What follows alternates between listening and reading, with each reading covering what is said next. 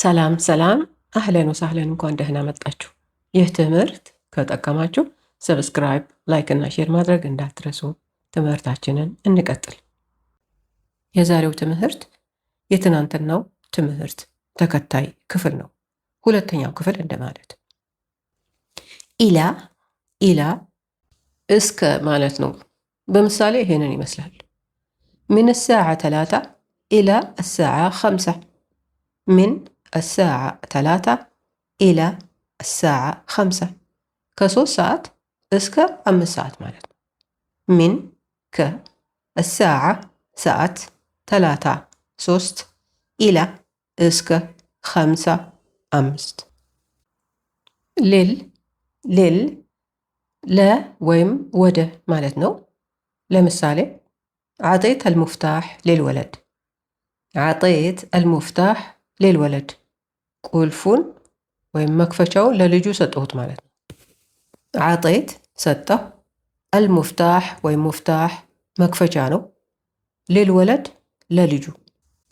ሌላ ምሳሌ رحت للسوق بس ما لقيت شيء رحت للسوق بس ما لقيت شيء ገበያ ሄድኩ ግን ምንም አላገኘሁም ማለት የምገዛው ነገር አላገኘሁም ማለት ነው። ሩሕት ሄድኩ፣ ልሱቅ ወደ ገበያ፣ በስ ነገር ግን ወይም ግን፣ ማለጌት አላገኘሁም፣ ሸይ ምንም ወይም ነገር ማለት ነው። ተጨማሪ ምሳሌ ወዲኒ ልልሐላቅ ቢስርዓ ወዲኒ ልልሐላቅ ቢስርዓ ወደ ፀጉር አስተካካይ ወይም ፀጉር ቆራጭ በቶሎ ውሰደኝ ወይም ውሰጂኝ ማለት ነው። ወዲኒ ውሰደኝ ወይም ውሰጂኝ፣ ሊልሐላቅ ወደ ፀጉር አስተካካይ፣ ብስርዓ ባስቸኳይ፣ በቶሎ በፍጥነት ማለት ነው። ሙ ወይም ሙሽ ማለት አይደለም ማለት ነው። ሙ ማዕጉል የማይታመን ነገር፣ ሊሆን የማይችል ነገር፣ አይታመንም ለማለት ሙ ማዕጉል እንላለን። ሙሽ ማዕጉል ማለትም እንችላለን። ሙ ማዕጉል ወይም ሙሽ ማዕጉል። ለምሳሌ ሙ ማዕጉል الطريق أخذ مني ساعتين مو معقول الطريق أخذ مني ساعتين እኔ አላምንም ወይም አይታመንም መንገዱ 2 ሰዓት ሙሉ ወሰደብኝ ማለት ነው። الطريق ወይም ጠሪቅ መንገድ ነው። አኸዝ ወሰደ፣ ሚኒ ከኔ ማለት ነው። አኸዝ ሚኒ ማለት ደግሞ ወሰደብኝ። ሰዓቴን 2 ሰዓት። ሙ ማዕጉል እንዳልን ሙሽ ማዕጉል ብለንም መጀመር እንችላለን። ሙሽ ማዕጉል الطريق أخذ مني ساعتين አይታመንም የማይታመን ነገር ነው፣ መንገዱ 2 ሰዓት ወሰደብኝ ማለት ነው። እና ሙ ማዕጉል ወይም ሙሽ ማዕጉል ሁለቱም አንድ አይነት ትርጉም ነው ያላቸው። ለክ ላንተ ማለት ነው። ሴት ከሆነች ሊክ እንላታለን። ከአንድ በላይ ለሆኑ ሰዎች ደግሞ ለኩም እንላለን፣ ለናንተ ለማለት። ለኛ ለማለት ደግሞ ለና እንላለን። ለምሳሌ አትመና ለክ የውም ሰዒድ፣ አትመና ለክ የውም ሰዒድ ደስ የሚል ቀን እመኝልሃለሁ ማለት ነው። አትመና እመኛለሁ፣ ለክ ላንተ፣ አትመና ለክ ማለት ደግሞ እመኝልሃለሁ ማለት ነው። ዮም ቀን፣ ሰዒድ ደስተኛ። ሰዒድ ማለት ደስተኛ ማለት ይሁን እንጂ ለወንድ ብቻ ነው ሰዒድ የሚለውን የምንጠቀመው፣ ወይንም ደግሞ የወንድነት ጾታ ላላቸው ነገሮች፣ የሴትነት ጾታ ላላቸው ነገሮች እና ለሴቶች ሰዒዳ ነው የምንለው። ሰዒድ ለወንድ ነው፣ ሰዒዳ ለሴት ነው። ሰዒድ እና ሰዒዳ ተብለው የሚጠሩ ሰዎች አሉ። ዓሻን ማለት ለ ወይም ስለ ወይም ምክንያቱም ማለት ነው። እስኪ በምሳሌ እንየው። ዓሻን ኪዳ ስለዚህ ማለት ነው። ኪዳ ማለት እንደዚህ ማለት ነው። ዓሻን ኤሽ ወይም ዓሻን ኤ ለምኑ ማለት ነው። ይሄ ደግሞ ዓሻነክ ላንተ ወይም ላንተ ተብሎ ላንተ ብዬ ማለትም ይሆናል። ለምሳሌ ጂት ሂና ልዮም አሻነክ፣ ጂት ሂና አልዮም አሻነክ፣ ላንተ ብዬ ነው እዚህ የመጣሁት ዛሬ ማለት ነው። ጂት መጣሁ፣ ሂና እዚህ፣ አልዮም ዛሬ፣ አሻነክ ላንተ ወይም ላንተ ብዬ። ሴት ከሆነች አሻኒክ ነው የምንለው። ከአንድ በላይ ለሆኑ ሰዎች አሻንኩም እንላለን። አሻን ኻጥሪ፣ አሻን ኻጥሪ። ይህ ማለት ለእኔ ስትይ ወይም ለእኔ ስትል ወይም ለእኔ ብለሽ፣ ለእኔ ብለህ፣ ለእኔ ስትሉ ለእኔ ብላችሁ ማለት ነው። እኛ በእኔ ይሁንብሽ እንላለን።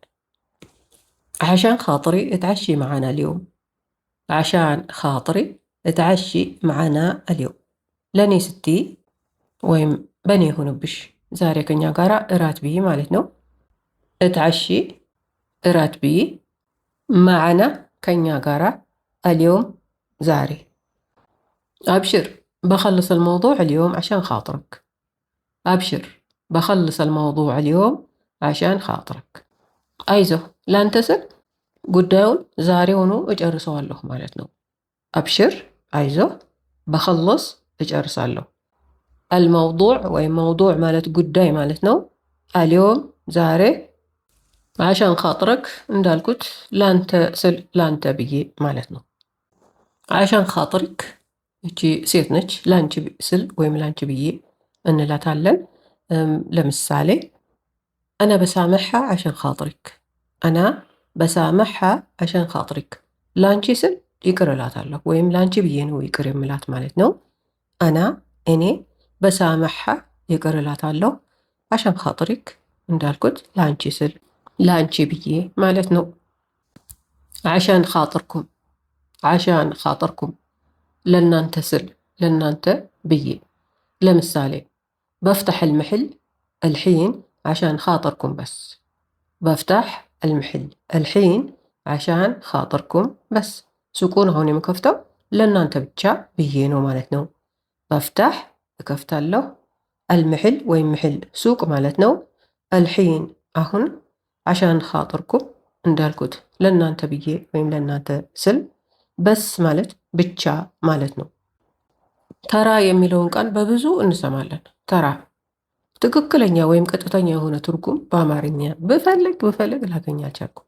የለም ማለት እችላለሁ እርግጠኛ ሆኜ። ነገር ግን ቀረብ ያለው አተረጓጎም የትኛው እንደሆነ ልንገራችሁ። ተራ ማለት እኮ እንደማለት ወይም ይኸው እንደማለት ወይም አየህ አየሽ እንደማለት ሊሆን ይችላል። በምሳሌ ልንገራችሁ። ተራ ጉልትለክ፣ ተራ ጉልትለክ፣ ነገርኩ እኮ፣ ነግሬሃለሁ እኮ ማለት ነው። ይሄ ترى ما نسيت الموضوع، ترى ما نسيت الموضوع، ጉዳዩን አልረሳሁም እኮ ማለት ነው። ترى هذا اللي صار، ترى هذا اللي صار፣ አየህ ወይም አየሽ ይህ ነው የደረሰው፣ እንዲህ ነው የሆነው ማለት ነው። ይሄ ደግሞ ترى أنا جيت، ترى أنا جيت፣ ይኸው መጥቻለሁ፣ ይኸው መጣሁ ወይንም መጥቻለሁ እኮ መጣሁ እኮ ማለት ነው። ስለዚህ ተራ የሚለው ቃል ቀጥተኛ ባይሆንም ጫፍ ጫፉ ከገባችሁ እንደዚህ ወይም በዚህ አይነት ሁኔታ ልትጠቀሙት ትችላላችሁ። ስትሰሙትም ምን ማለት እንደሆነ ትንሽም ቢሆን የገባችሁ ይመስለኛል። ስለተከታተላችሁኝ አመሰግናለሁ። ሐሳባችሁን ላኩልኝ፣ ጥያቄዎቻችሁንም ላኩ። በተቻለኝ መጠን እመልስላችኋለሁ። ደህና ሁኑ። ከዛ በፊት ግን ሰብስክራይብ ማድረግ፣ ላይክ እና ሼር ማድረግ እንዳትረሱ። ማዕሰላማ። ደህና ሁኑ። ወዳችኋለሁ።